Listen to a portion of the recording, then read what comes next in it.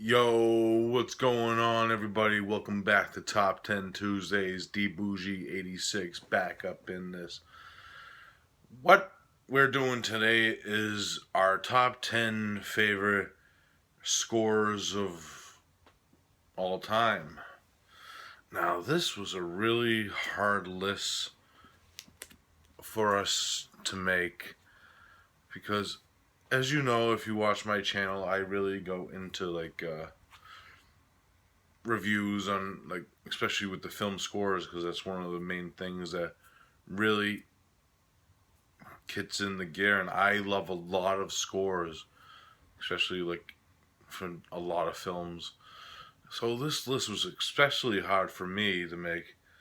So the way I was doing it, I was doing different categories and stuff. I was gonna do just like an Asian score list, and then I was gonna do just a 80s list, and then I was gonna do like a 70s list. So the way I did it was I said fuck it. I'm just gonna choose ones that some of them are my purse favorites, and then I mixed in a few of ones that I watched recently that I really loved.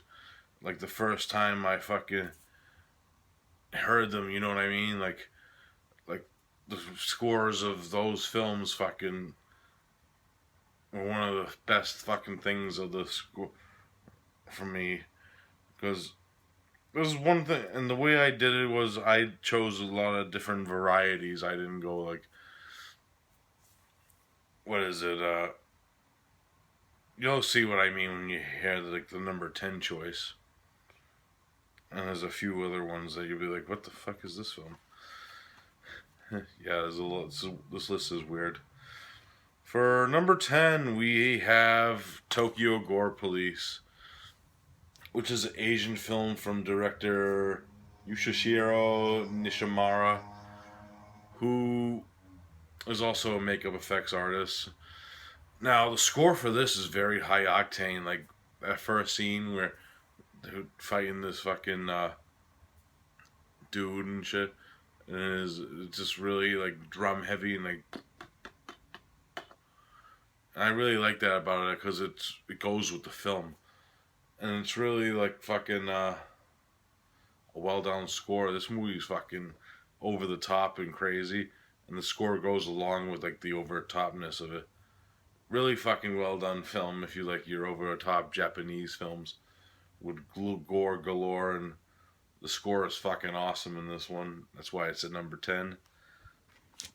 Number 9, we have a film which I watched. It's an 80s film, and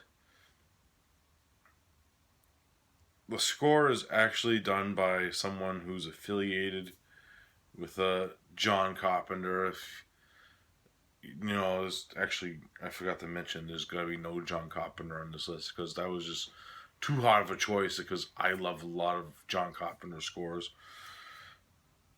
So this one really stood out for me because it's very synthetic, like Carpenter stuff. It reminded me a lot of Carpenter stuff, and it makes sense because the guy who did the score worked with Carpenter, and that is the score to Retribution, which is done by Alan Hartworth, who he co-did the score with Carpenter on a few of his films like They Live and Escape from New York, and the list goes on. He worked on a lot of films with Carpenter. He actually scored Halloween 4 and 5 after Carpenter. He got the permission to Carpenter. It was okay to do his scores to carry on the Halloween thing, and that was awesome that Carpenter said yeah. And with that being said, the score is fucking awesome. That opening credits was really the city, and the fucking theme of the fucking movie comes on. It's just fucking exhilarating. I really like the score to this one.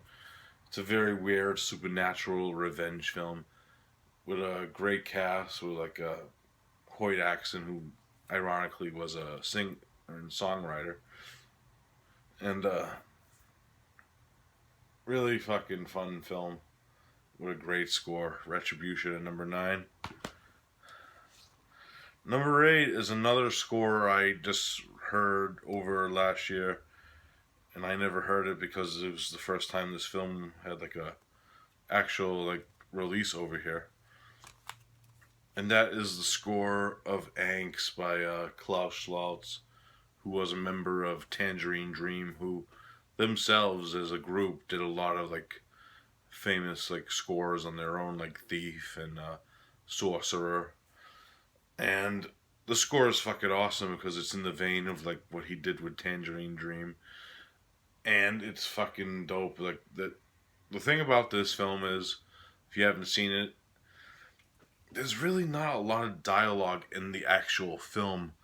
There is voiceovers and this main guy that you're following who's a psychopath, and there's moments of silence in the film, and but the music plays throughout the film in certain like the tense scenes, and it really builds on the tension. And without it, I don't think the film would work as well as it did, because there is scenes where there is no music playing, but those are well put together scenes. But then there's those tense like tension scenes where this music's playing, and I forget the name of the actual one of the themes of the songs of the soundtrack, but it has like this awesome like kick drum in it, and it's fucking dope as hell. And then the synth comes in, doo doo doo, you know what I mean? Yeah, Angst. Fucking this movie fucking surprised the shit out of me, and the one thing that stood out the most for me was its score. That's why it's at number 8, I believe. Yep, 8. At number 7, we have another Asian film, and this one is from Takashi Miike. And the composer's name is... It's an Asian name, so bear with me. Koji Endo. That was actually pretty easy. And that is Lesson of Evil. Now, the weird thing about this film is the score doesn't really have like a main effect in the film until the last hour, and then it fucking kicks in and it's fucking awesome with this high octane like synth, and it's fucking dope as hell. But the other cool thing about this, it has actually a very interesting soundtrack.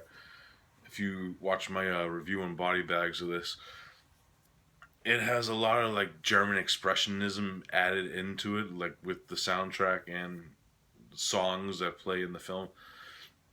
He listens to like this old German song called "Mac the Knife," and there's actually like a very like like there's like a jazzy song called "Mac the Knife." Mac the Knife's like a main like thing that happens in the film, and it was really well done. Like this is one scene where this guy, and he's like the main guy in the film. He's on the cover with the shotgun when he's going on like, I don't want to ruin it for you, but he's like a psychopath, and he goes on like a stalking spree, and he starts like playing like this jazzy like I think it's like Bobby Darin, fucking Mac the Knife, and he starts doing these fucking dances, and it's fucking well done and choreographed. That's why that's at number 7. This fucking film blew me away, and the fucking score is fucking awesome. Lesson of Evil at number 7. Number 6, we have a score that I don't know if a lot of people actually like this score or not, but I actually like this score. It's actually a score that grew on me over the years. Actually, this whole film grew on me over the years. It's a sequel, and it's actually of a third in a trilogy of the Dead trilogy, and that's of course George A. Romero's Day of the Dead. I actually like this score for its influence, like its Caribbean influence. I really actually like that about it, and the sincere moments between the characters, and it plays out. And the composer is John Harrison, who actually did the score for Creepshow too.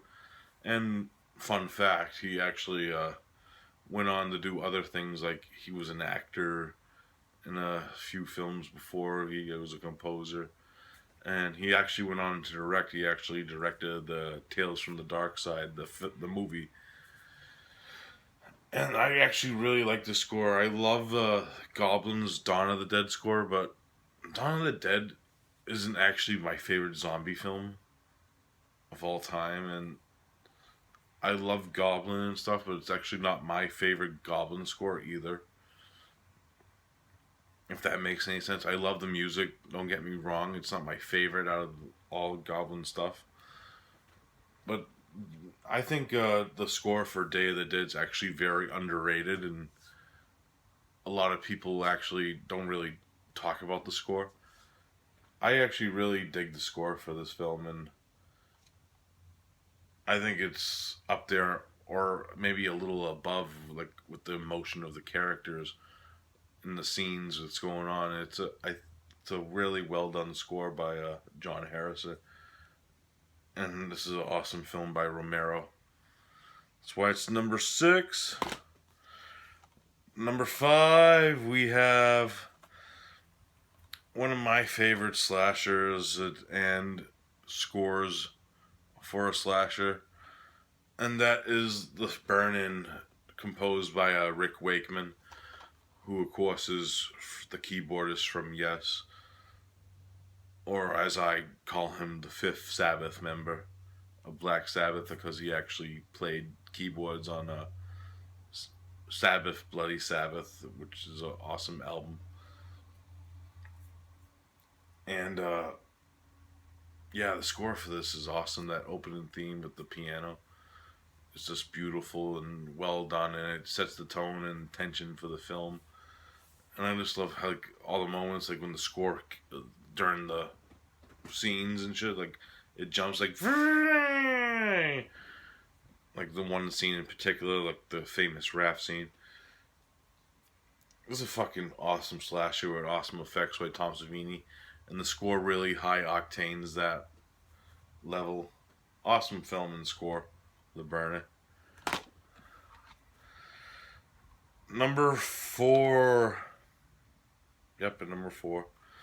We have actually Fulci appears twice on this list, foreshadowing. And the score I'm going to be talking about right now, if you haven't noticed, I'm actually wearing the shirt, is House by the Cemetery, composed by Walter Rizziotti. A lot of people actually confuse Fabio Frizzi with composing the score, but it actually is kind of weird that he didn't, because he composed the first 2 parts of the Gates of Hell trilogy. But Walter Rizziotti is actually the composer of this, and he does a really well job with what he does in the footsteps that he's followed with the other 2 films, like City of the Living Dead and The Beyond. And it's a really well done score, especially with that opening, like, I Remember, that's the name of the actual theme of House by the Cemetery.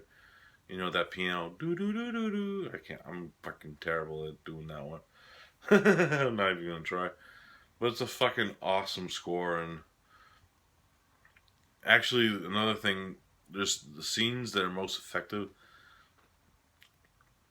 is when the score isn't playing, but at the same time, the score is beautiful, and that opening theme really is, excuse me, awesome. That's why it's on the list at number 4, House by the Cemetery. Number 3, we have, no surprise here, Demons, composed by Claudio Simonetti, which is an awesome score. That fucking open theme to Demons is fucking awesome. When it opens up with this scene with this girl getting stalked by pretty much it's a guy with half of this as his face, and it's this fucking awesome scene with like this awesome synth, like of course Claudio Simonetti from Goblin does some awesome synth work, and he actually did a lot of great solo compositions on his own. This is no exception. And another cool thing about this is it actually has an awesome like hair metal soundtrack with like Motley Crue, Saxon. Fucking awesome film. One of my fucking favorite horror films of all time. Demons at number 3. Number 2 is another film that I actually haven't seen until it was released in the year 2015. And the first thing that stood out to me was, of course, its fucking score. And it's done by one of the best fucking composers out there with not just for like any genre. He actually does a lot of genres of work. You know his name when I say it. And this film is Spazmo, and the score is, of course, by Ennio Morricone, most famous for his spaghetti westerns, and actually he's still pumping out scores today with The Hateful Eight that just came out, the Tarantino film. And he did a lot of like horror scores and worked with a lot of directors. His most like horror score for an actual horror film is probably The Thing by Carpenter. But I chose this one because the music is fucking so beautiful in this film. When you hear that opening theme, it sets you for the mysterious and tone of the film. This is a giallo, of course, and it's the music is really, really fucking well done and beautiful. That's why it's a number 2. It's one of the best pieces of fucking opening music I ever heard in a film. Spazmo number 2. And at number 1, of course, is Fabio Frizzi with The Beyond. If you haven't seen the Grindhouse edition, this is the soundtrack that comes with it. This fucking score is fucking awesome. As always with Fabio Frizzi, I could have put either City of the Living Dead, Zombie, or like this is in the number 1 spot. Fabio Frizzi's scores are fucking amazing. So, but I chose my actual favorite score because it is different, and I actually like the New Orleans fucking influence on the score with like the jazz and like the nightclub that they go in the film. And I really like that they did that. They incorporated the setting of the film, New Orleans, and the score is really scary if you because it comes with the CD. The score is actually scary on its own. Like if you listen to it in like the pitch black, fucking, you think you're fucking getting attacked by fucking undead zombies from the beyond. Really well done fucking soundtrack and score for an awesome movie, and the ending fucking the main theme with like the hymns like la la la la la la, you know that shit. Fucking outstanding. That's why The Beyond is the number 1. It's one of my favorite horror films of all time. And it's from one of my favorite. It's actually from my favorite director of all time, Fulci. That's why it's at number 1. Alright, guys, that's all I got for this list today. It was a very hard list to make, and I know, like I said, this is a very personal list. It could change over time with like new films and stuff with me, but I chose ones that really stood out to me, and I wanted to do like a lot of scores. Like I didn't want to do like the usual like scores. Like I like the score for Dawn of the Dead and Halloween by Carpenter and The Fog by Carpenter. I wanted to do like something a little different for you guys. I wanted to talk about scores that I personally love that I don't think no one really talks about that much, and I added a few that, of course, of my favorites that stand out in the list. Like they would be like my top 3 would are actually my top 3 scores. So that's why I did it that way, and I hope you enjoyed it, and check out everyone else's videos for this subject matter. And with that being said, I'll see you next Tuesday. Peace out.